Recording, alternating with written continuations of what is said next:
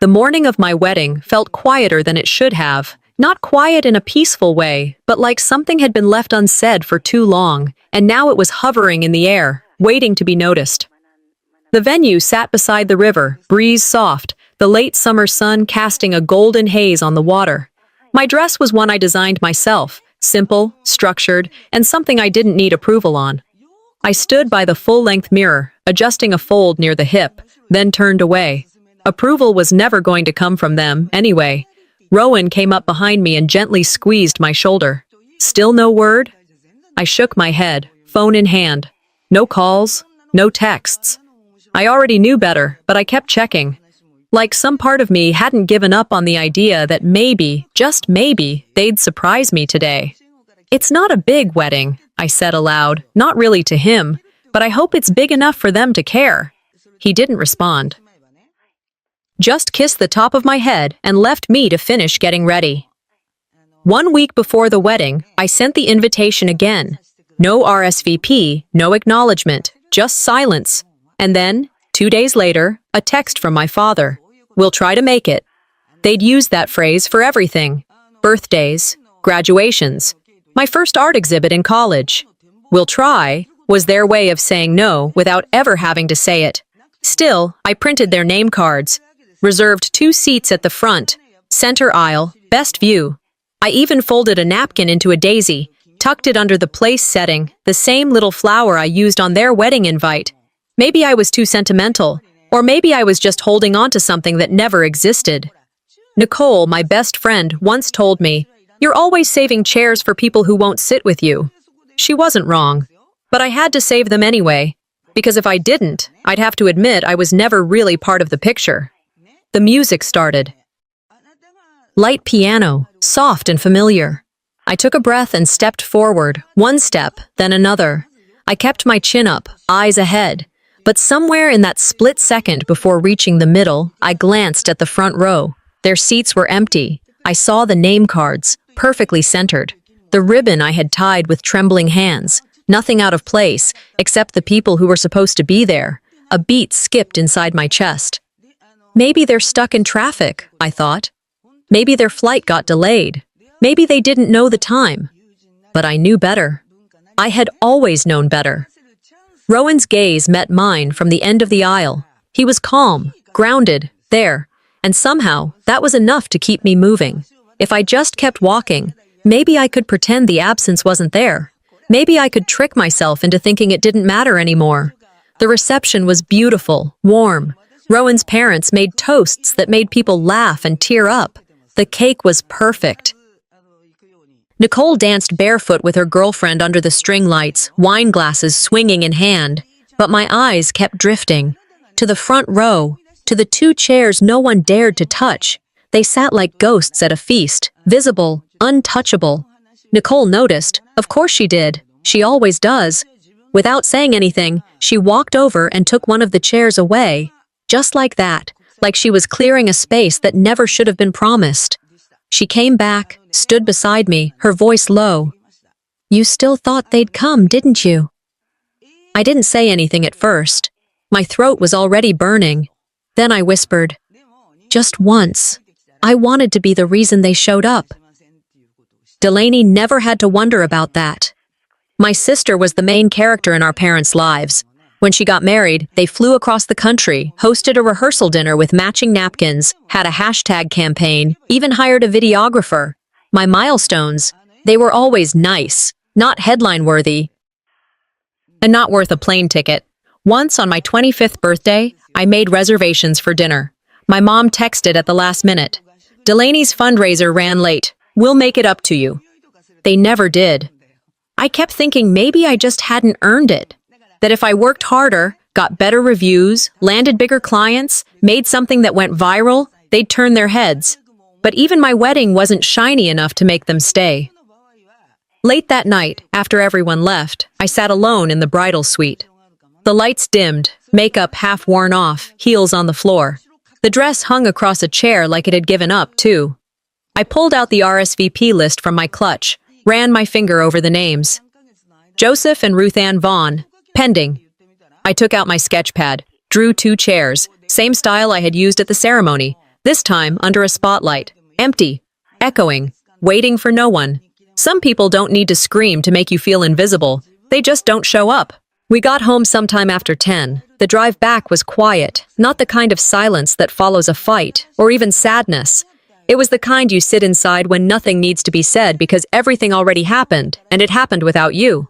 Rowan parked the car without asking if I wanted to go anywhere else. I didn't. He walked ahead, opened the door, and held it for me without a word. I slipped off my shoes the moment we stepped in. He bent down, picked them up, and placed them gently by the door. I poured myself a glass of wine without looking at him. I don't remember sitting down. Just remember the weight in my legs and the slight pressure in my chest. Not grief, not anger. Something between that numbness where you're not sure if you're exhausted or if your body's just trying to protect you. I picked up my phone, not because I was expecting anything, but because that's what we do. Reflex, scroll, tap, disconnect. A notification blinked on the screen. Vaughn family tagged in a post. Oahu. My thumb moved before my brain did. I tapped. The video played automatically. Joseph and Ruth Ann were on a beach, laughing, holding drinks with little umbrellas in them. Delaney in a white sundress. Jace standing beside her with his arm proudly around her waist. Someone said, "Aloha," in the background. Then Ruth Ann lifted her glass and smiled. "To our real celebration," she said. That's when everything stopped. No one mentioned my name. No one said why they weren't at my wedding, just hours earlier. They were there, laughing, drinking, toasting, while I was staring at empty chairs and tying daisies to napkins like a fool. I didn't move, didn't blink. I wasn't even breathing right. The air felt thick. Rowan walked in and saw the screen. He didn't need to ask. He sat beside me and placed his hand gently on my back. It's funny, the way pain arrives. I thought I'd feel it like a punch. But it didn't hit. It settled. Slowly. Like cold water rising in a tub you didn't realize was filling up until your chest was under. I didn't cry. My body didn't know what to do with the moment, so it did nothing. You'd think after a lifetime of being overlooked, it wouldn't hurt anymore. But that's the trick. You never get used to it. You just get better at pretending you did. They chose her. Every single time. Rowan opened his mouth, but I shook my head. "Don't," I whispered. "I need to feel this first." He didn't push. The apartment stayed quiet. Outside, the city kept moving like it didn't know what had just cracked open inside me. A little past midnight, Nicole's message came through. "Are you okay? I just saw the video." I didn't answer. I didn't know how. I scrolled up to an older message from her, a few weeks back, when she told me, "If they hurt you again, don't let it be quiet." I read that line 4 times. 5. I'd always made it quiet. Always gave them space to step on me without making noise, like a floorboard that learned not to squeak. I thought silence made me strong. But maybe it just made me invisible. The next message came from Mara, Rowan's cousin. She sent a photo. "Found this at their house earlier this week. Thought you should know." It was a picture of my wedding invitation. Crumpled. Sitting on a side table, next to a pair of reading glasses and a coffee-stained coaster. Behind it, on the wall, framed in glass, was Delaney's engagement invitation. Elegant. Centered. I stared at the image for a while. "I wasn't forgotten," I finally said aloud. "I was discarded. That's worse." Rowan didn't say anything. He didn't need to. He stood up, turned off the hallway light, and left me alone with my thoughts. The city outside hummed its same quiet rhythm. Somewhere, someone was probably still dancing. Somewhere else, someone else was probably still being celebrated. But not me. Not tonight. I stood in the kitchen, barefoot, still in my wedding dress. The hem was dirty, slightly torn where someone stepped on it earlier. I didn't care. I opened the drawer and pulled out my sketch pad. Sat at the table. The page was blank. I didn't draw. I didn't need lines this time. I wrote one sentence. "They don't get to narrate me anymore." I tore the page clean and pinned it to the fridge. I tried to go back to work the Monday after, sat down with a fresh cup of coffee, opened a blank file on my laptop, and stared at the screen for a full hour without typing a word. Grief isn't always about death. Sometimes it's realizing how much you excuse just to feel like you belonged. There's a strange kind of ache in silence. When people fail you quietly, it takes time to notice. But once you do, you start hearing how loud their silence always was. Rowan noticed. He didn't say anything, just suggested, gently, that maybe I should get out of the apartment. Nicole's been asking if you'd meet her. Might help. I agreed, even if I wasn't sure I wanted to be helped. The cafe was half full, mellow jazz in the background, windows streaked with late afternoon light. Nicole waved me over. She was already seated, a pastry half-eaten, coffee untouched. "You look better than I expected," she said, though her eyes searched my face a little too long. I forced a smile. "I fake it for free now." We talked about safe things first, art submissions, client drama, her new apartment. Then she reached into her bag. "Hey, random, but Delaney's wedding planner passed these out at the brunch last week. Thought you'd find it weirdly familiar." She slid a brochure across the table. My stomach turned before I even touched it. I picked it up. My eyes scanned the layout, the font, the margins, the muted peach color blocks I'd spent hours adjusting, the custom floral header, my design.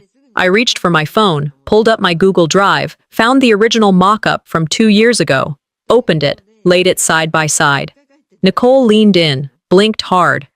"Wait, they didn't even change it?" I didn't answer. "They changed one thing," I said, tapping the bottom right corner. The credit read, "Creative Direction by Jace Holloway." The words didn't feel real at first, like I was misreading them. But they were there, clear as daylight. His name, right where mine should have been. Nicole looked horrified.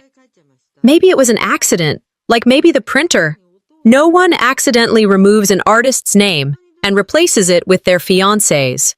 I said it without raising my voice. Didn't need to. This wasn't just theft.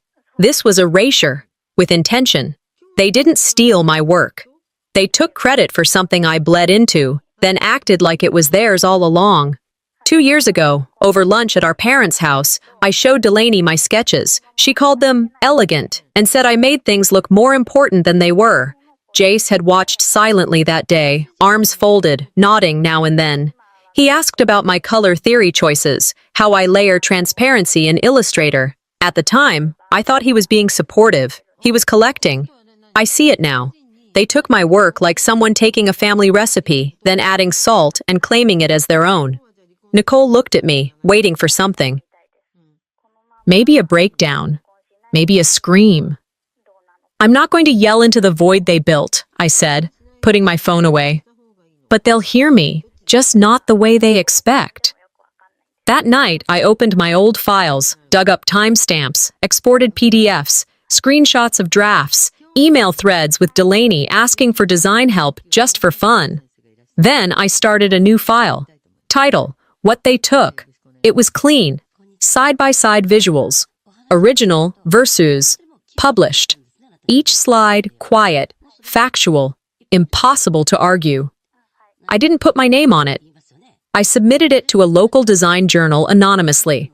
Just enough traction to whisper the truth in places where they liked to pretend everything was polished and deserved.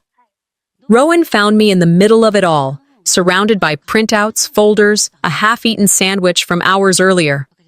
"You okay?" "I will be." And for the first time in days, I meant it. I uploaded the last file, closed my laptop, leaned back in my chair. Not vindicated, but clear-headed. Then my phone dinged. New email. Subject, Delaney's bridal celebration. Finalized brochure for print. I opened it. High-res files attached. Even more of my design reused. Same headers, same icon set, same structure. And a message. "Ellery, I hope you're doing okay. Jace had to jump in since you never officially submitted anything. I'm sure you understand." 2 weeks. That's how long it took before the next message came in. This time from Delaney. "Brunch at Jace's parents' place this Sunday. Just family, low-key. Hope you'll come. Let's keep the peace." Rowan read over my shoulder. His brow furrowed like he wanted to say something, but he didn't. I could see it, though. He didn't trust the invitation. Neither did I. But I went anyway. not for reconciliation, not because I was ready to forgive anything. Sometimes you walk into a room, not to be welcomed, but to witness what they say when they think you've gone quiet. The house was what I expected, beige and polite.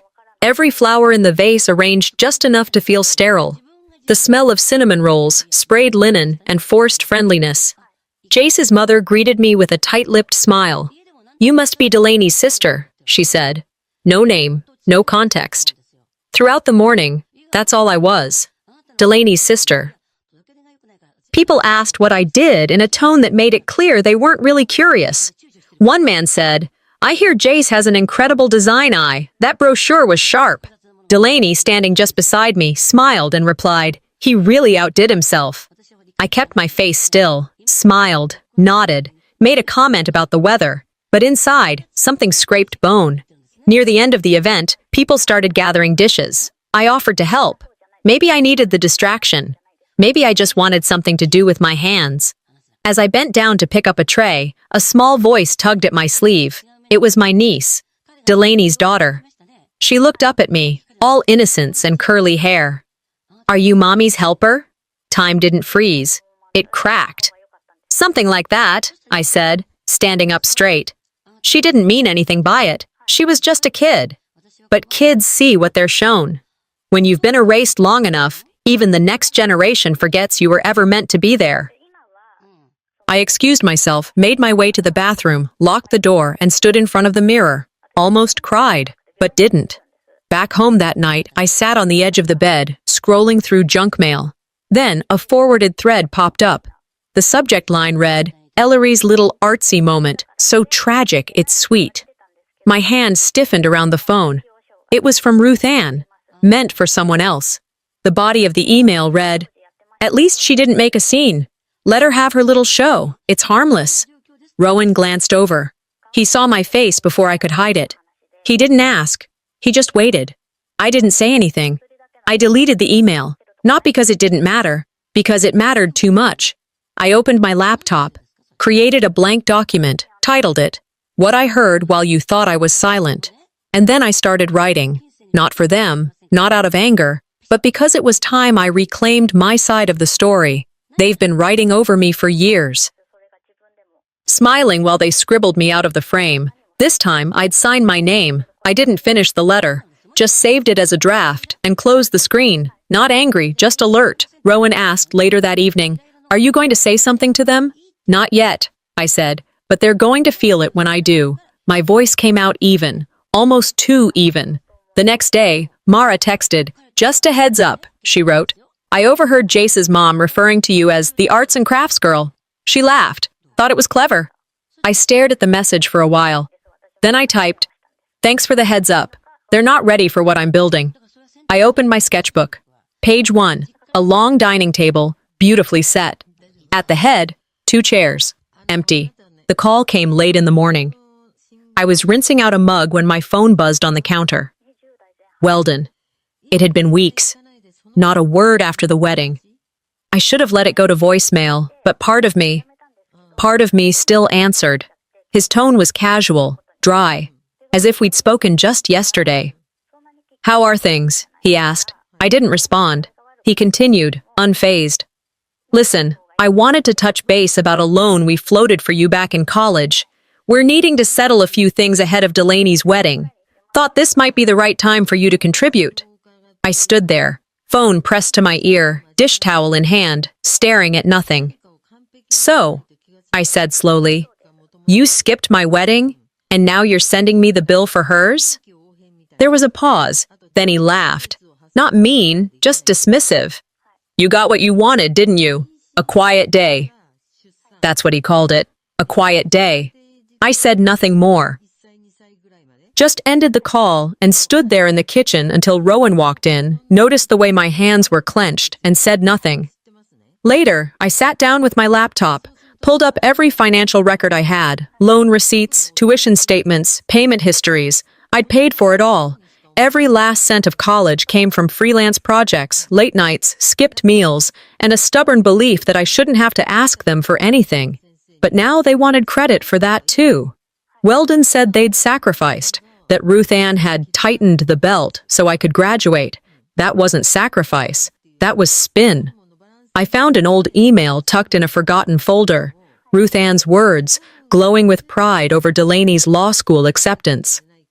"A true investment in our legacy," she wrote. "Not my name, not my effort, just theirs."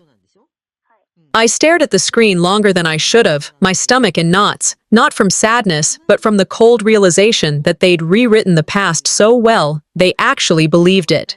That afternoon, I stopped by their house. Ruth Ann had asked me to return a book months ago, and I finally gave in. The visit wasn't planned. I didn't want coffee or conversation, just wanted to leave the book and go. But while waiting in the entryway, I noticed a new photo album sitting on the hall table. Curiosity got the better of me. I opened it. Delaney's engagement, Jace's proposal at the vineyard, Ruth Ann at a charity gala, BBQs, vacations, holiday brunches, 2 full pages of her bridal shower, white balloons, cupcake towers, matching satin robes. No mention of my wedding. No photo. Not even a caption. Nothing. I stood there flipping pages until I felt like I'd been punched. Ruth Ann entered the hallway, wiping her hands with a dish towel. She saw the album. "Oh," she said. "We didn't get any good photos from your day, and you said it was intimate, right?" I didn't answer, just closed the album, placed the borrowed book on top of it, and walked toward the door. There are moments you want to scream, I thought, and moments you realize silence cuts deeper. I didn't say goodbye. That night, back in my apartment, I stood in the kitchen again, same spot where the call had come. I reached for the envelope I'd kept from college, the final loan receipt, taped it beside our wedding photo on the fridge. Proof, not for them, for me. I sat at the table with a notebook and started writing something I'd never send. A letter titled, "The Cost of Being Counted Out." "If you've ever had to pay to prove you were real," I wrote, "you already know this pain." Rowan brought me tea. No questions, no pressure.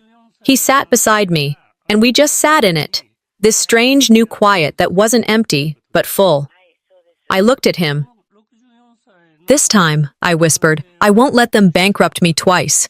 The envelope was heavier than it looked. It had that ivory sheen you only see on legal paper, the kind people use when they're splitting up assets or laying down final wishes. I knew before I opened it that nothing good ever came on paper like that. Rowan had placed it on the kitchen counter earlier that morning, still unopened. He didn't ask questions, just nodded toward it while pouring his coffee. I waited until he left for work before I peeled the flap back.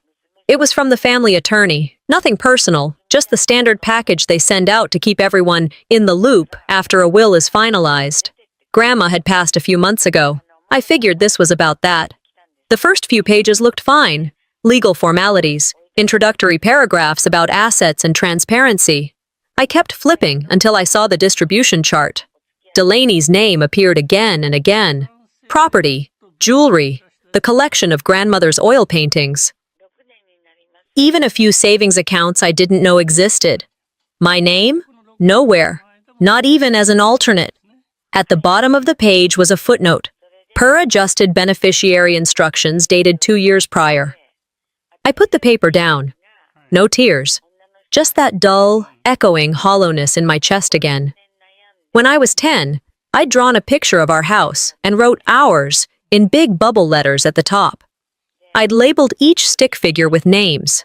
Mom, Dad, Delaney, me. I remembered that sketch like it was hanging in front of me again. The law can't break your heart, but the people who sign their names can. Delaney was listed as executor. Ruth Ann and Weldon were listed as the reasoning for adjustments. Everything was neat, tidy, cold.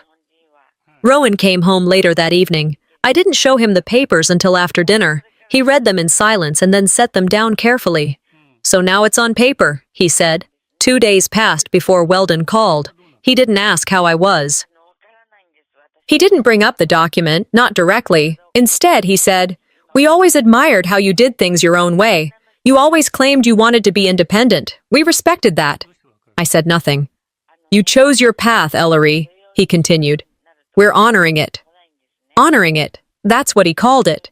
He wrapped exclusion in a compliment, like a gift nobody asked for. At the end of the call, he added, "You'll understand once you have a family of your own." I almost said it. "I do. You just weren't invited." But I didn't. He hung up thinking he'd done the right thing. That's what scared me most.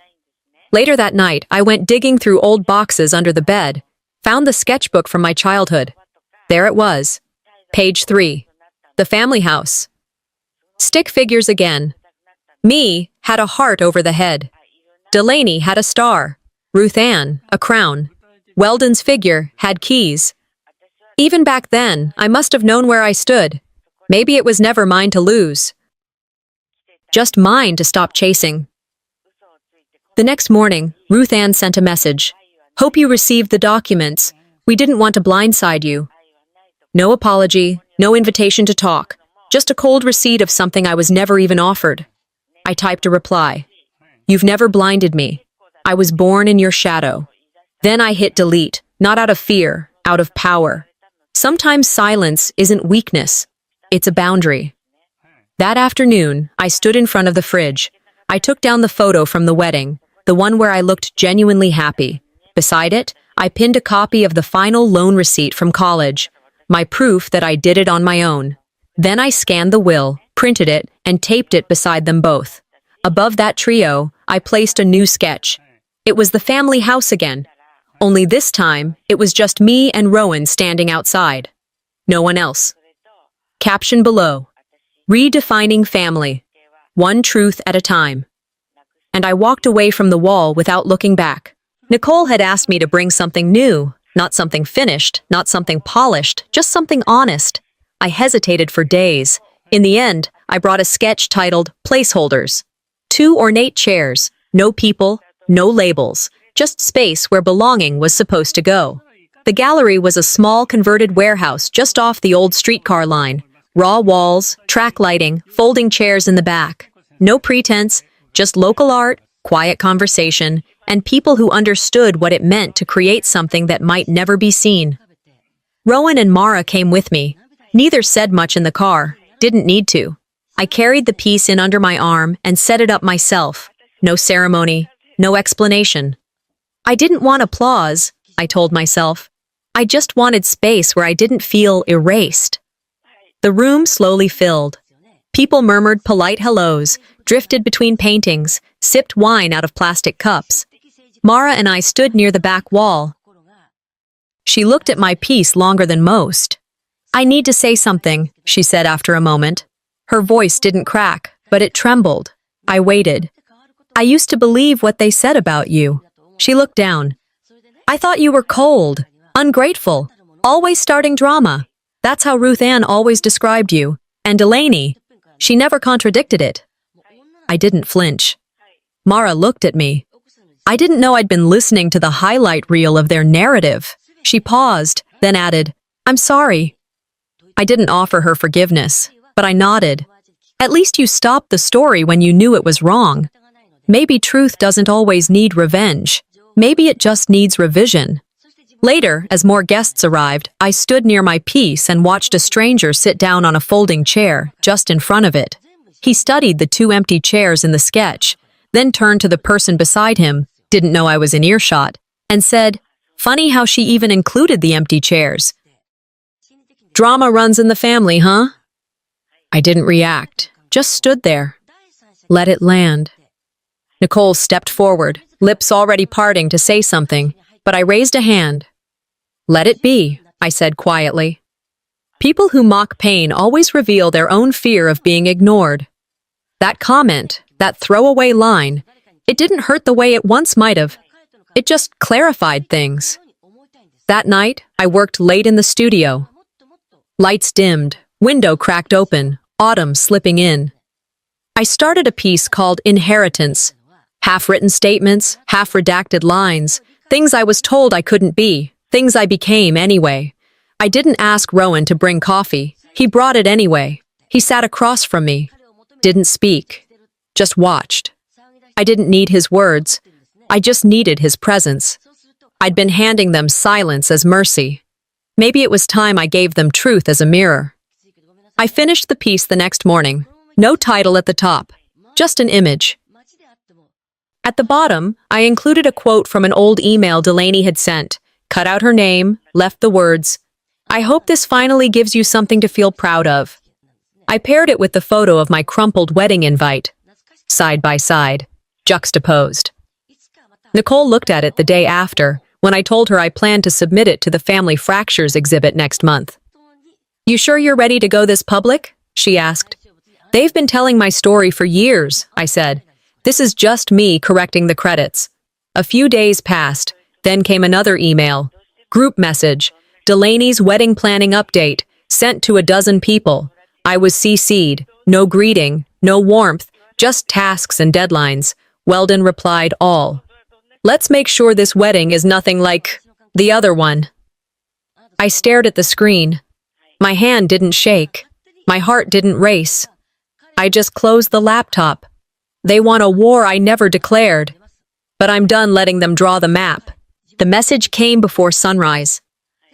I was still in bed, halfway between sleep and something heavier, when my phone buzzed on the nightstand. Mara. It was a screenshot from Reddit, an anonymous post on a design thread. 2 images side by side, my original portfolio layout and the wedding brochure Delaney had published. Same fonts, same spacing, same muted peach tone. Even the little emblem I'd designed into the corner, copied, pixel for pixel. The caption read, "This looks like stolen work. Thoughts?" I stared at it, unsure whether to cry, laugh, or just close my eyes again and pretend it hadn't happened. But the comments kept coming in. "This designer deserves credit." "Wow, that's low." "Tag the real artist." Something shifted, not in me, in the room, in the weight of all the silence I'd carried. Rowan looked over my shoulder. He didn't say much, just one thing. "You didn't yell. You created. That's why it's powerful." By mid-morning, the thread had gone viral. Design Forums picked it up. A small ethics blog reposted it. A few old classmates tagged my portfolio website in the comments. Nicole called, half out of breath. "Your silence just made the loudest noise in town." That afternoon, I got an email from a local gallery. They wanted to offer me a solo exhibit under the theme Family Fractures. Said my recent submission was exactly what the community needed. I didn't feel victorious, just seen. "I wasn't waiting to be seen," I whispered. "I just stopped hiding." Later that evening, Mara sent me another post. This one from a different account. Photo taken at Delaney's rehearsal dinner. It was a chair with a name tag, hand-lettered, framed in gold trim. It read, "Reserved for Mrs. Ruthson." Someone commented, "Who's that? The bride's mom or her sister?" Another reply, "Y'all, that was meant to be a jab. No way that's a mistake." I said nothing publicly, but I saved the image to my phone. Ruth Ann emailed me the next day. "We're being unfairly judged because you won't clarify the situation." That was her way of saying, "Fix what we broke," quietly. Delaney posted a vague update on Instagram. People forget what family means until they want followers. Jace deleted every trace of himself online, then issued a one-line apology in a design newsletter, blaming the mix-up on miscommunication. I never said a word to any of them. Instead, I submitted inheritance and placeholders to the gallery, under my name, fully visible. You don't fight lies by yelling louder. You fight them by standing where truth echoes longest. Opening night came faster than I expected. The exhibit was simple, clean white walls, warm lighting. People moved through the space slow, quiet, like they were walking through someone's memory. My final piece sat in the back room, a single chair drawn in charcoal, a tag taped above it, "Reserved for Mrs. Ruthson." No figure, just the chair. People stared at it longer than the rest. One woman, older, wearing a red scarf and trembling hands, stopped beside me. She leaned in and whispered, "Thank you for saying what some of us never could." I didn't cry, just nodded. It wasn't revenge. It was remembrance. 2 nights later, I sat at my desk and wrote a letter, not to my family, not to anyone specific, just to the ones who had watched me disappear and never said a thing. You can't control who writes your past, I wrote, but you can decide who authors your next chapter. I posted it to my website. Quietly, no share buttons, no comment section, just truth. I didn't send it to Ruth Ann, or Delaney, or Weldon. They'd never read it anyway. That night, Rowan came home with a bottle of cider and 2 glasses. He poured one, handed it to me, and said, "To the fire you never started." I raised my glass. "I didn't burn the house down," I said. "I just opened all the windows." The message came like it always did, dry, impersonal, and just vague enough to dodge accountability. "Hope you've processed everything. Let's all move on for the holidays." Ruth Ann didn't even sign her name, just hit send like she was closing a business transaction. I read it 3 times. Not for clarity, but to remind myself it really existed. That even in their attempt at closure, I still wasn't invited to be part of it. They weren't moving on. They were moving past me. That's not the same thing. I didn't reply, didn't write a draft, didn't scream. I deleted it and felt nothing. Not sadness, not rage, just done. That night, Rowan noticed the stillness in me, the kind that used to mean a storm was coming, but now just meant I was clearing debris. He asked if I was all right. I nodded, then said, "I kept thinking they'd see the whole picture if I just framed it better." But some people look through windows only to admire their own reflection. We sat on the couch, legs touching but not tangled, and talked about family. The kind we build, the kind we're born into, and the kind we grow out of. Rowan shared a quote he'd heard once. Toni Morrison, I think.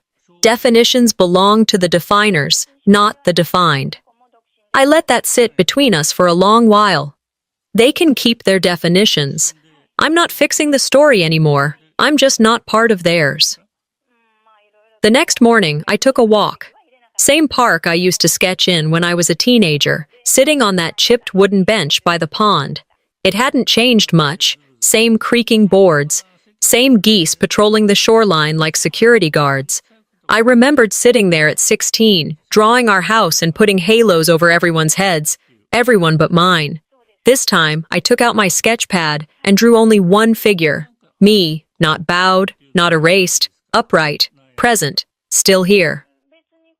I signed the bottom corner, first and last name, no edits, bold ink. The exhibit closed 2 weeks later. Quiet success, good press, just enough murmurs to keep people curious. I stayed until the last hour on the final day.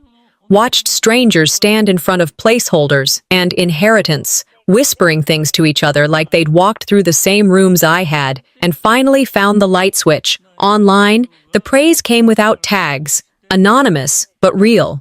One comment stuck with me. "This made me feel less invisible. Whoever made it, thank you."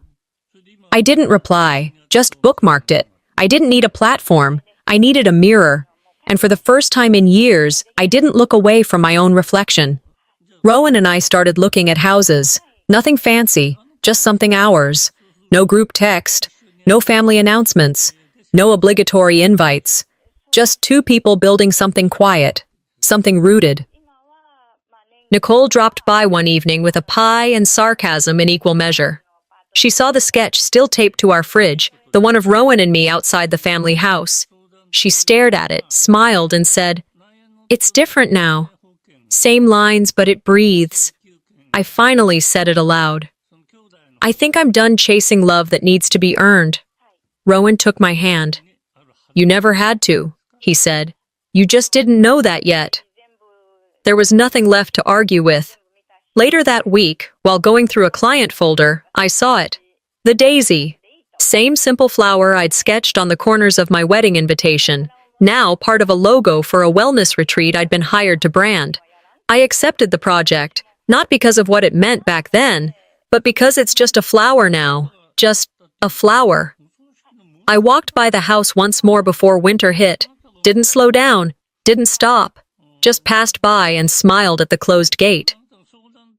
Some names are left out of stories not because they weren't important, but because the wrong people were writing them.